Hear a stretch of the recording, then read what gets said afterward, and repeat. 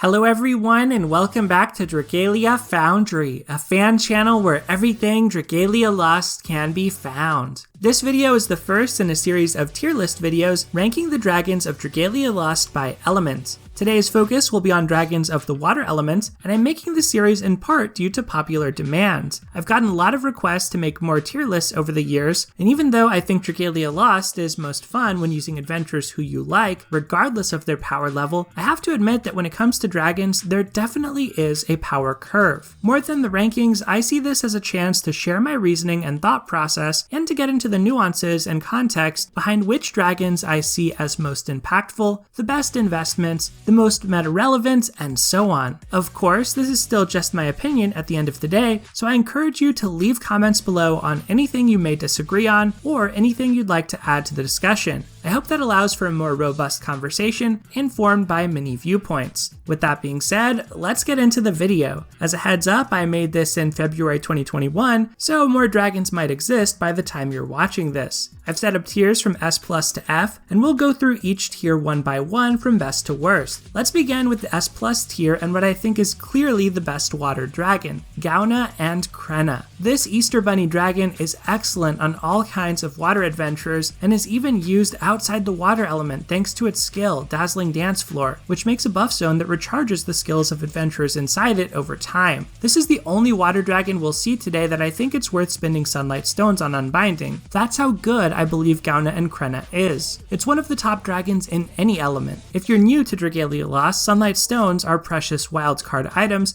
that let you unbind any 5-star dragon of your choice. Across all elements, many support adventurers prefer to run Gaibhne and Creidhne just for its dance floor skill, to juice up your teammates' skills once or twice during a quest. The dance floor is particularly good in raids like Mercury Reckoning since it affects 16 units, not just 4. But within water specifically, the Big Bunny also grants a passive 45% strength and 35% skill recharge. That means every time you use a given skill, you're rebated 35% of that skill's gauge. This is incredible with shared skills and works well for all types of adventurers. It means more frequent attack usage for attackers and more frequent buff use for support units, and it also allows certain adventurers like Mitsuba to use their skills rapidly when combined with force charge for very explosive results. This dragon single-handedly enables some of the most popular cheese strategies, but it's still great in normal runs. GNC was so good that the Dragalia dev team even restricted the legend difficulty of the Agito Uprising to only allow on-element dragons after that restriction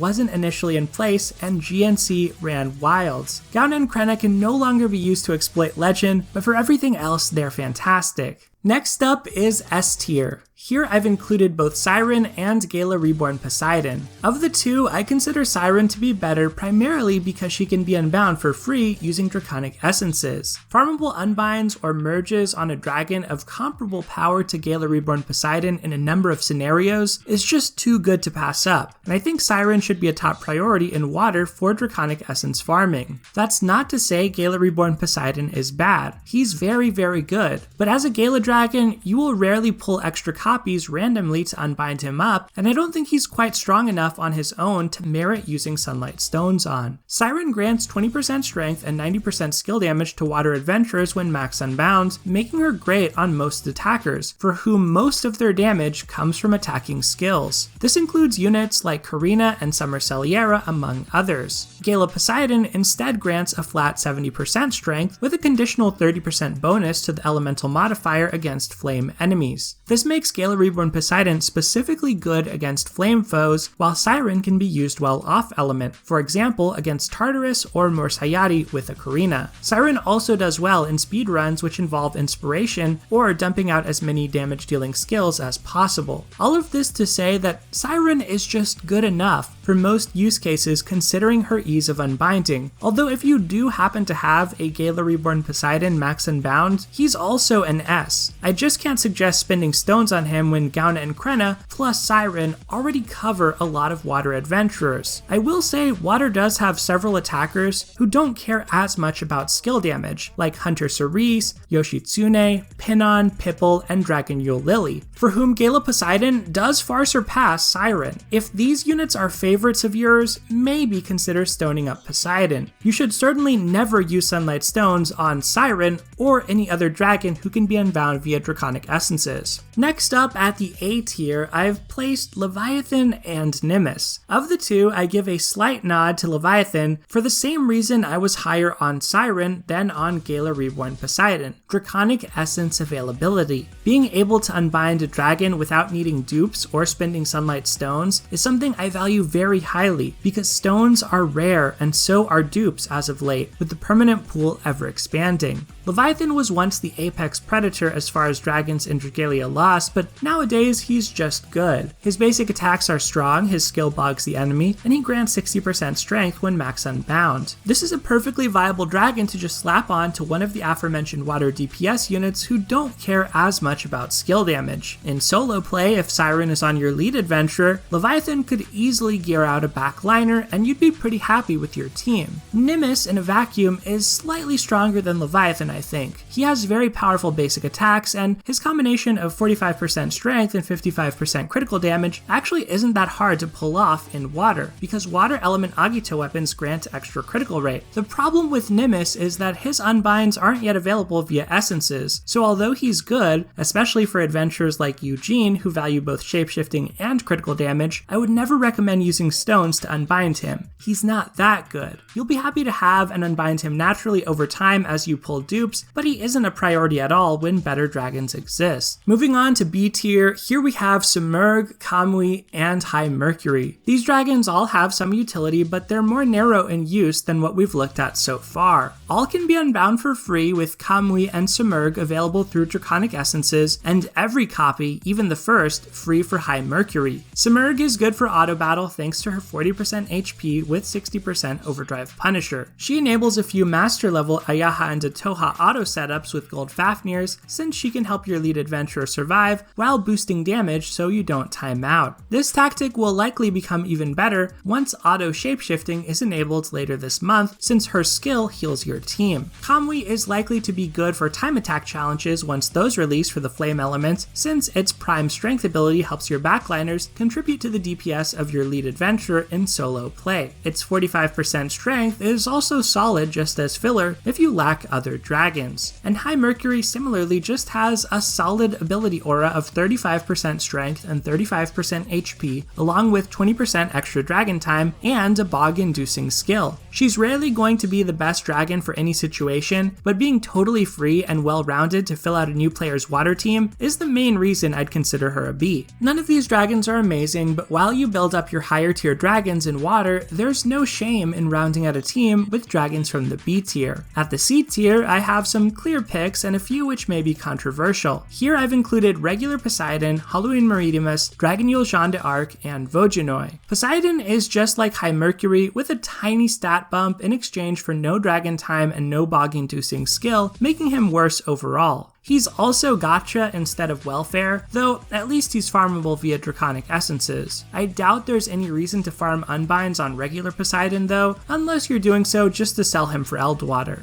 Halloween Meridimus may seem like a strange choice because he's actually a great dragon when built. My issue is that he's very hard to justify building in an element which also includes Gaibhne and Creidhne, for multiple reasons. Halloween Meridimus is seasonal, so you won't just randomly get dupes of him over time. That means if you're considering unbinding him, it's probably going to cost Sunlight Stones. But his skill haste and HP abilities just aren't as good as GNC's skill recharge and strength abilities are the vast majority of the time. The one unique thing Halloween Meridimus has going for him is his skill, which creates a skill damage boosting buff zone and heals for a decent amount. If you already have Halloween Meridimus, he's fine on support adventurers like Elisan, Gala Elisan, or Jiangxia thanks to his skill haste, but GNC sea is an upgrade in my view, even considering Meridimus's healing skill and HP ability aura. Dragonyule Jeanne d'Arc is ranked at a C for largely the same reasons as Halloween Meridimus. This isn't the dragon you'll just randomly summon copies of since she's seasonal, and yet she's also not very powerful, meaning it's hard to justify spending Sunlight Stones on her. I think she has even fewer uses than Meridimus does. Her critical rate ability was once novel, but it now feels redundant given Water's Agito weapon skill. Just make sure to keep a single copy of her, like with all dragons, to forge bonds with her in your Dragon's Roost, so you can collect the Sunlight Ore and get Wormite by reading her dragon stories. It's important to note that even for lower tier dragons, the first copy is still valuable in your collection for this reason. Vojinoi completes the C tier, and he's just all around average. He grants 45% strength if max unbound and nothing else, so he's a respectable candidate for the early to mid game to just round out your water team and throw onto an offensive adventurer.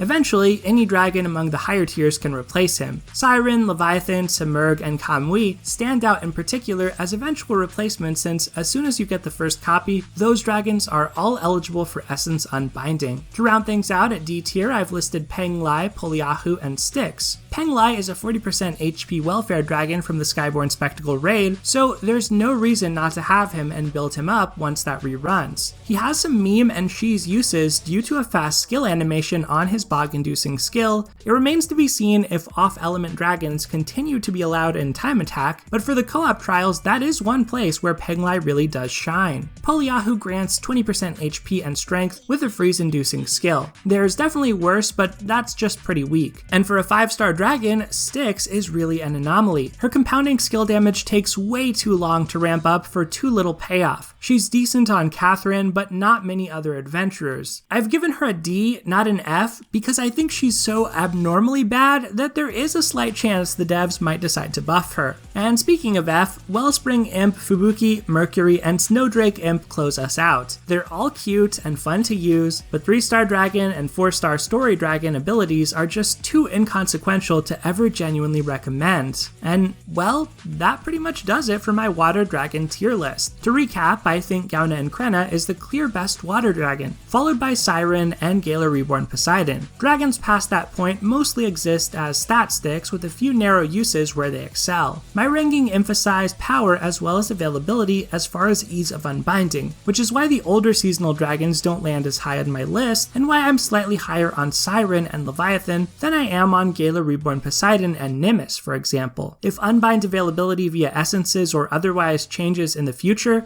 that certainly could affect this list. Let me know which Dragalia Lost water dragons you think are best and why in the comments below. Otherwise, thank you as always for watching, take care, and I'll see you next time.